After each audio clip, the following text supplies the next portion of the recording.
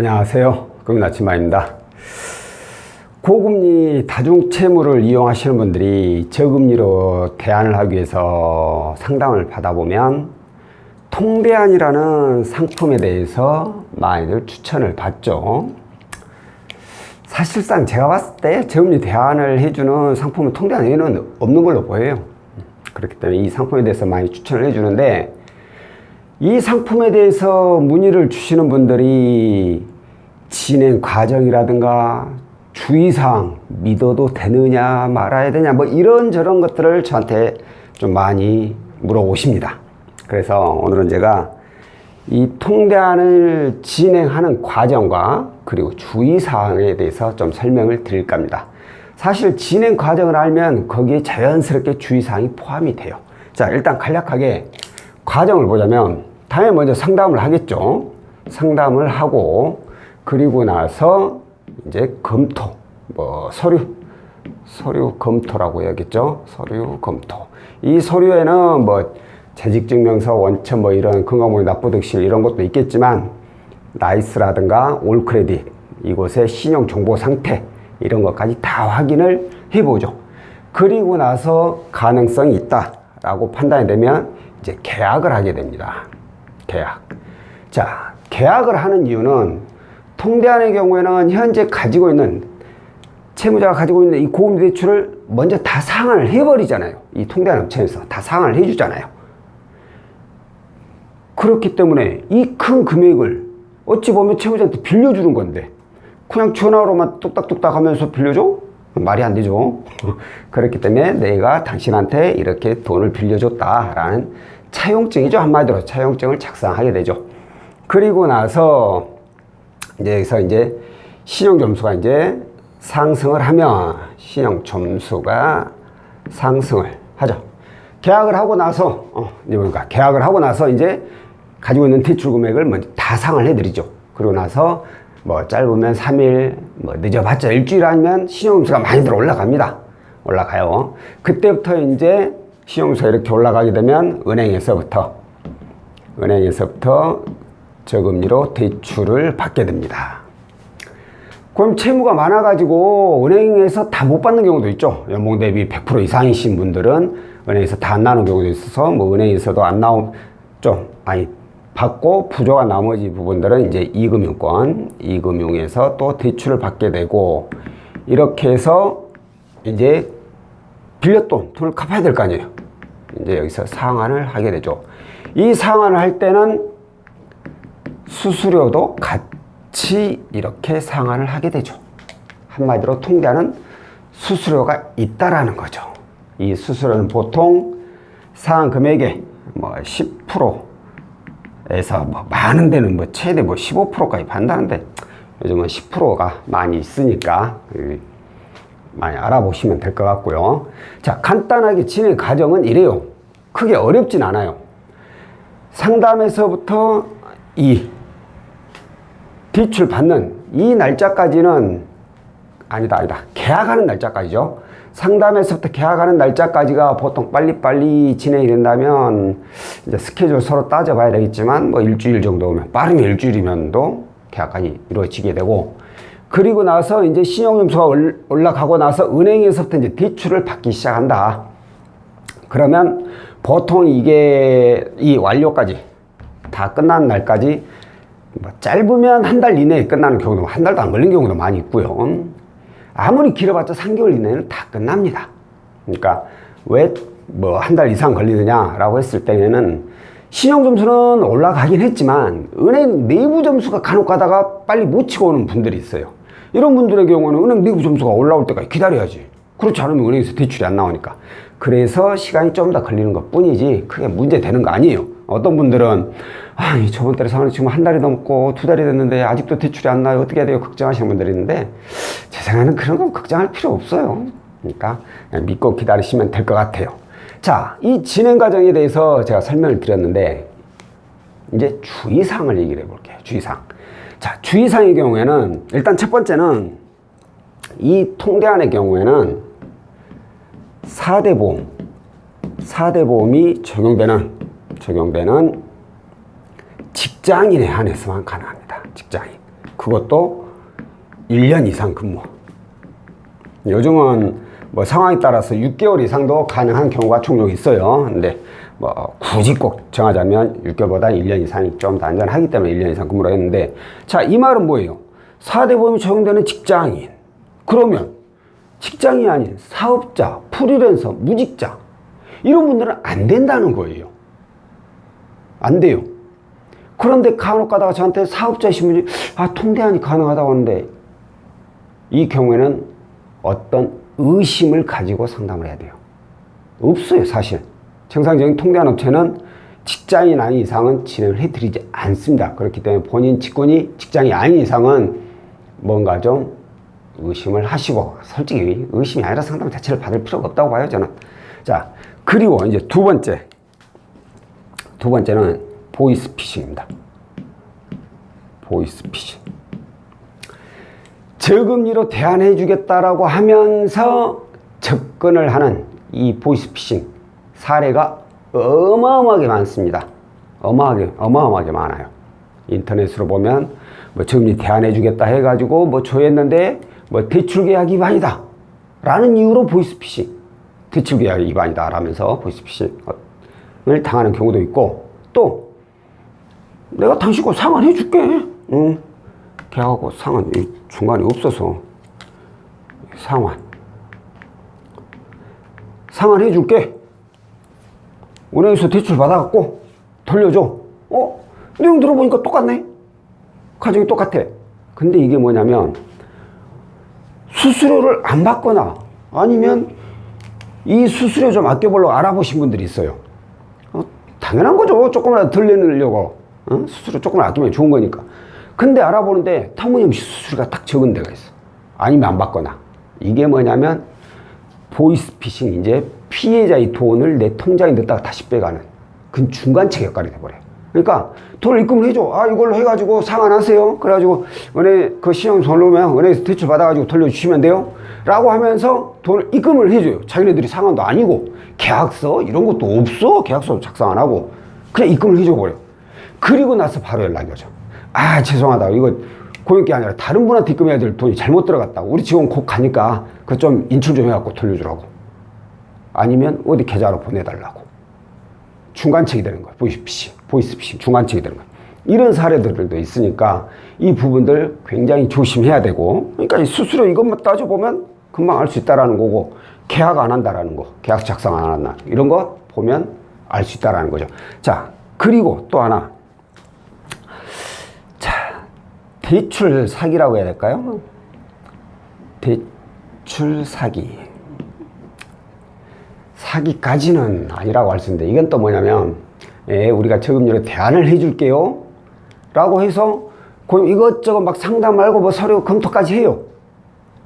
그런데 그럼 이러이러한 자격 때문에 대출이 안 되겠네요. 대안이 안 되겠네요. 대신 좀 자격 괜찮으신 분 한번 좀 소개를 해주세요. 그러면 그분 앞으로 대출 받아가지고 그러니까 상환해가지고 신용점수 올라가면 그때 우리가 저금리로 대출 받게 해드릴게요. 이렇게 지인 통해서 대출을 받게 만들어버려요. 그리고 나서 지인한테 대출 받게 하고 자기네들은 연락 끝. 왜? 대출 나갔으니까 자기들 실적 올랐을 거 아니에요. 올라갔으니까 그 수당 받아먹는 거지. 정말 나쁜 놈들은 이렇게 대출 딱 받게 되잖아요. 그러면 이제 은행이 여기 이제 거래 내용 만들어야 되니까 이쪽으로 돈 입금하세요. 제가 거래 내용 만들어 놓을게요. 돈까지 자기네들 통장에 입금시키게 하게 만들고 돈 들어오면 연락 끝. 이런 나쁜 놈들도 있어요. 그러니까 이런 부분도 조심하시고, 또 중요한 게 선수수료. 이게 뭐냐? 자, 여기 보면 맨 마지막에 이렇게 상환하면서 여기에는 수수료까지 포함해서 준다고 돼 있어요. 그러니까 수수료가 있으니까 어떤 분들은 예를 들어서 5천만 원 상환을 해. 그러면 10%면 500이잖아요. 나 그 돈 없는데요. 걱정하지 마세요. 마지막에 대출 받을 때 그 금액 포함해서 다 받습니다. 그래가지고 돌려주시면 돼요. 이렇게 하거든요. 이게 정석이에요. 근데 선수수료. 고객님, 자격 좋으시니까 5천만 원 상환해야 되고, 대신 우리가 5천만 원을 빌려주는 거잖아요. 근데 아니면 고객님 뭘 믿고 제가 빌려드리겠어요. 그러니까 하다못해 수수료라도 먼저 보내주셔야 돼요. 그러면서 수수료 딱 보내면 연락 끝. 이런 거 조심하시고. 자, 그리고 나서 이제 가장 많이 이제 문의 주시는 내용 중 하나. 가능한 거. 그냥 간단히 적다 보니까 이렇게 뜨는데, 가장 많이 문의 주시는 것 중에 하나인데, 저한테 이렇게 문의를 주셨어요. 제가 이렇게 상담을 하고 이런저런 내용을 검토를 해보니까, 이건 안 돼. 뭐 신용이 안 좋아서 안 돼. 아니면은 소득 대비 부채 비율이 너무 많아서 안 돼. 뭡니까? 뭐 연체 이력이 있어서 안 돼. 이런저런 이유로 안 돼. 그래서 고객님 제 쪽에서는 어렵겠는데요?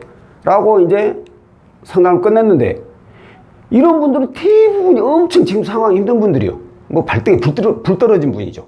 그러다 보니까 뭐 제가 안 된다고 해서 그럼 난 통장이 안 된가 보구나 하고 알아보는 끝내는 게 아니라, 이걸로 끝내는 게 아니라 또 여기저기 알아보는 거예요. 그래서 알아봤는데 몇 군데 알아봤는데 어디 한 군데에서 가능하다고 그래. 근데 본인이 알아본 몇 군데 중에 몇 군데 대부분 다 안 된다고 했는데 딱 여기 하나만 가능하다고 해. 그래가지고 이제 저한테 다시 연락 오죠. 제 상담사님하고 상담해가지고 안 된다는데 하도 제가 힘들어서 다른 데 알아봤는데 여기서 가능하다고 하는데 이거 믿어도 되나요? 그래. 이 사람들 믿을 수 있냐고 물어보는 거예요. 이건 제가 답해 드릴 수가 없다는 거죠. 왜? 자, 통달하는데 각각의 업체들은 자기들만의 기준이란 게 있어요. 이 조건, 자격 조건이란 게 있죠. 이 조건 안에 들어오면 진행을 해주는 거고, 안 들어오면 안 해주는 거예요. 이 조건에 여러 가지 내용이 있죠. 이 서류 검토도 있고, 뭐 이것저것 아까도 말씀드린 대로 여러 가지 조건도 있고, 또 개인 성향이라는 것도 보고. 그런데 다 안 된다고 해도 어느 한 군데만 딱 가능하다고 해. 그러면은 이 업체마다 자격 기준이라는 게 있긴 하지만 이게 편차가 클까요? 어차피 은행에서 대출이 나오려면은 그 조건 안에 들어와야 된다는 얘기예요. 근데 안 들어오니까 안 된다는 거예요. 만약에 이분이 은행에서 대출이 가능한 조건이긴 한데, 아까 제가 개인 성향 이런 거 말씀드렸죠. 사람이 좀 그냥 까놓고 말해서 싸가지가 없어 보인다. 아니면 뭔가가 좀 사람이 의심스러운 채무자다. 뭔가 좀 숨기려고 하고, 그럼 뭔가 불안함이 느껴진다라면 진행 안 하는 경우도 종종 있어요. 업체에서. 나중에 이 돈을 다 돌려받아야 되는데, 이 사람 대출 이렇게 나오고 나면 안 줘버릴 것 같아. 라는 그런 생각이 들어버리면 진행 안 하거든요. 근데 그게 아닌 은행에서조차도 아예 대출이 안 나올 것 같은 분이요. 그러면 당연히 해줄 수가 없잖아요. 근데 어디 한 군데서 가능하다 했을 때는 제가 봤을 때는 그건 문제가 있다고 봐요. 자, 우리가 인터넷 통대한 검색하면 통대한 사기, 뭐 통대한 언급만 늘어난다, 이런 얘기가 있죠. 이게 왜 그러냐면 은행에서 대출이 잘 나올 줄 알고 진행을 했어. 근데 생각보다 은행에서 대출이 얼마 안 나와버린 거예요. 처음에 상담했을 때 금액보다 더 훨씬 적게 나와버려. 아니면 안 나오거나. 그럼 어떻게? 이 업체에서는 어찌됐든 이 돈을 돌려받아야 되잖아요. 이걸 돌려받아야 되니까, 그럼 은행 안 됐으니까 어쩔 수 없이 이제 이금융이라도 받아. 이금융 또는 이제 여기에다 대입까지 포함해갖고 부족하면, 이금융에서도 부족하면 대입까지 포함해서 돌려받아. 이런 상황이 벌어진다는 거예요. 이런 상황이. 그래서 통대한이 사기다. 원금만 늘어난다. 이런 말이 나오는 거라고요. 그렇기 때문에 제 생각에는 만약에 세 군데를 알아봤어. 통대한 업체 세 군데. 근데 두 군데에서는 안 된다고 했어. 근데 하나만 가능하다고 해. 그럼 저는 안 하는 게 맞다고 봐요. 이 두 군데가 차라리 똑바로 본 거예요. 한 군데는 안 된다고 하는데 나머지 두 군데가 가능하다고 해. 이럴 때는 자격 조건에 대한 약간의 편차가 있기 때문에 그럴 수 있어요. 근데 두 군데가 안 되고 하나가 가능하다. 그럼 이건 좀 문제. 네 곳 중에 두 군데가 안 된다. 그럼 이것도 문제. 5곳 중에 두 군데가 안 된다겠다. 그래도 문제. 저는 이렇게 봐요. 그러니까 그 부분에 대해서 제가 채무자가 저한테 이 사람들 믿어도 되나요? 라고 물어보면 그건 제가 대답을 못 한다는 거예요. 그 사람들이 사기꾼인지 아닌지 경험이 어쩐지 정보가 많은지 어쩐지 모르니까 믿으세요 마세요 이 얘기는 못 해드리고, 다만 저희 기준은 고객님은 이러이러한 이유 때문에 안 됩니다 라고 말씀드린 거고, 채무자는 저희의 기준 들어보고 그쪽 들어보고 그리고 나서 본인이 어디로 할지 결정을 하는 거예요. 잘 되고 말고 의심하고 말고 그것까지는 말씀드리기가 어렵다는 거. 자, 그리고 마지막으로 이제 수수료입니다. 수수료. 자, 수수료는 여기에서 보통 적게는 10%, 많게는 15% 정도가 있다고 했어요. 그런데 중요한 게 이걸 뭐 내가 얼마 주고 이용했느냐 이건 본인이 뭐 여기저기 알아보면 되는 것이고, 중요한 게 내가 진행을 했어. 은행에서 대출이 충분히 나온다, 원하는 금액만큼 나온다 해서 진행을 했는데, 아까 말씀드린 대로 어디 한 군데는 가능하다 해서 그래서 당장 힘드니까 말 듣고 진행을 했어. 근데 은행에서 대출이 처음 상담했을 때 금액보다 완전히 줄어들거나 안 나와버리거나 그렇게 돼가지고 이렇게 이금융권에서 대출을 받게 돼. 부족해서 대부업에서도 받게 돼. 어찌됐든 이 사람들이 상환해준 이 돈은 돌려달라고 할 거예요. 그건 돌려줘야지 당연히 내 돈은 아니니까. 그런데 여기에서 어떤 업체들은 우리가 어찌됐든 간에 상환을 해줬고 우리 돈이 들어갔으니까 수수료 다 내놔라 하고 이 수수료까지 요구하는 업체가 있어요. 저는 그런 업체라면 수수료를 줄 필요가 없다라고 보는 겁니다. 이건 제 개인적인 생각이에요. 없다라고 봐요. 자, 10에서 15%? 10%만 하더라도 이거 적은 금액 아니에요. 어마어마한 금액이에요. 이렇게 어마어마한 돈을 내가 줘가면서 이 상품을 이용을 하는데, 아니 니네들이 은행에서 그 대출이 이만큼 나온다고 해서 그거 믿고 진행을 했는데 니네가 말한 것보다 훨씬 더 적게 나왔잖냐, 아니면 안 나오거나. 그럼 내가 니네한테 수수료를 왜 줘? 줘야 될 이유가 뭐야?